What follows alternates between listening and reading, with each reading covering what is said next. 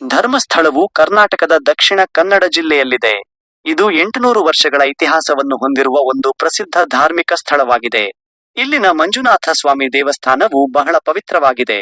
ಧರ್ಮಸ್ಥಳವು ಧರ್ಮ, ದಾನ ಮತ್ತು ದೇವರಿಗೆ ಹೆಸರುವಾಸಿಯಾಗಿದೆ. ಧರ್ಮಸ್ಥಳವು ತನ್ನ ಧಾರ್ಮಿಕ ಸಾಮರಸ್ಯಕ್ಕೆ ಹೆಸರುವಾಸಿಯಾಗಿದೆ. ಇಲ್ಲಿನ ಮಂಜುನಾಥ ಸ್ವಾಮಿ ದೇವಸ್ಥಾನದಲ್ಲಿ ಶಿವನನ್ನು ಪೂಜಿಸಲಾಗುತ್ತದೆ. ಆದರೆ ದೇವಸ್ಥಾನದ ಆಡಳಿತವನ್ನು ಜೈನ ಕುಟುಂಬವು ನೋಡಿಕೊಳ್ಳುತ್ತದೆ. ಇಲ್ಲಿ ವೈಷ್ಣವರು ಮತ್ತು ಜೈನರ ನಡುವೆ ಯಾವುದೇ ಭೇದಭಾವವಿಲ್ಲ. ಈ ಕಾರಣದಿಂದ ಧರ್ಮಸ್ಥಳವು ಧಾರ್ಮಿಕ ಸಾಮರಸ್ಯದ ಸಂಕೇತವಾಗಿದೆ. ಅನ್ನದಾನಕ್ಕೆ ಹೆಸರುವಾಸಿಯಾಗಿದೆ.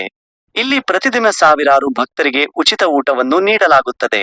ಇದನ್ನು ಅನ್ನಪೂರ್ಣ ಛತ್ರ ಎಂದು ಕರೆಯುತ್ತಾರೆ. ಇಲ್ಲಿನ ಊಟವು ಸರಳವಾಗಿದ್ದರೂ ಬಹಳ ರುಚಿಕರವಾಗಿರುತ್ತದೆ. ಆಡಳಿತವನ್ನು ಹೆಗ್ಗಡೆ ಕುಟುಂಬ ನೋಡಿಕೊಳ್ಳುತ್ತಿದೆ. ಪ್ರಸ್ತುತ ವೀರೇಂದ್ರ ಹೆಗ್ಗಡೆಯವರು ಧರ್ಮಾಧಿಕಾರಿಯಾಗಿದ್ದಾರೆ.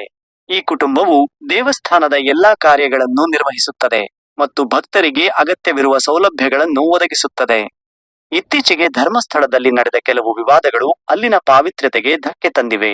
ಸೌಜನ್ಯ ಎಂಬ ಹುಡುಗಿಯ ಅತ್ಯಾಚಾರ ಮತ್ತು ಕೊಲೆ ಪ್ರಕರಣವು ನ್ಯಾಯಾಲಯದಲ್ಲಿ ಇನ್ನೂ ಇತ್ಯರ್ಥವಾಗದೆ ಉಳಿದಿದೆ. ಇದರಿಂದಾಗಿ ಸಾರ್ವಜನಿಕರಲ್ಲಿ ಆಕ್ರೋಶ ಹೆಚ್ಚಾಗಿದೆ. ಈ ಘಟನೆಯಿಂದ ಧರ್ಮಸ್ಥಳದ ಹೆಸರಿಗೆ ಮಸಿ ಬಳಿದಂತಾಗಿದೆ. ಇತ್ತೀಚೆಗೆ ನಡೆದ ವಿವಾದಗಳ ತನಿಖೆಗಾಗಿ ಸರ್ಕಾರವು ವಿಶೇಷ ತನಿಖಾ ತಂಡವನ್ನು ರಚಿಸಿದೆ. ಈ ತಂಡವು ಆಂತರಿಕ ಭದ್ರತಾ ವಿಭಾಗದ ಪೊಲೀಸ್ ಮಹಾನಿರ್ದೇಶಕ ಪ್ರಣವ್ ಮೊಹಾಂತಿ ಅವರ ನೇತೃತ್ವದಲ್ಲಿದೆ. ಈ ತಂಡದಲ್ಲಿ ಹಿರಿಯ ಐಪಿಎಸ್ ಅಧಿಕಾರಿಗಳಾದ ಅನುಚೇತ್ ಸೌಮ್ಯಲತಾ ಮತ್ತು ಜಿತೇಂದ್ರ ಕುಮಾರ್ ದಯಾಮ ಕೂಡ ಇದ್ದಾರೆ. ಈ ತಂಡವು ಧರ್ಮಸ್ಥಳದಲ್ಲಿ ನಡೆದ ಎಲ್ಲಾ ವಿವಾದಗಳ ಬಗ್ಗೆ ತನಿಖೆ ನಡೆಸಲಿದೆ. ಎಸ್ಐಟಿ ತಂಡವು ಈಗಾಗಲೇ ಕಾರ್ಯಪ್ರವೃತ್ತವಾಗಿದೆ. ಅವರು ಸ್ಥಳೀಯ ಪೊಲೀಸ್ ಠಾಣೆಗೆ ಭೇಟಿ ನೀಡಿ ಪ್ರಕರಣದ ದಾಖಲೆಗಳನ್ನು ಪರಿಶೀಲಿಸುತ್ತಿದ್ದಾರೆ. ಜೊತೆಗೆ ಸಾರ್ವಜನಿಕರಿಂದ ಮಾಹಿತಿ ಸಂಗ್ರಹಿಸಲು ಸಹಾಯವಾಣಿ ಕೇಂದ್ರವನ್ನು ತೆರೆದಿದ್ದಾರೆ. ತನಿಖೆಯು ಪ್ರಗತಿಯಲ್ಲಿದೆ ಮತ್ತು ಸತ್ಯಾಂಶಗಳು ಶೀಘ್ರದಲ್ಲೇ ಹೊರಬರುವ ನಿರೀಕ್ಷೆಯಿದೆ.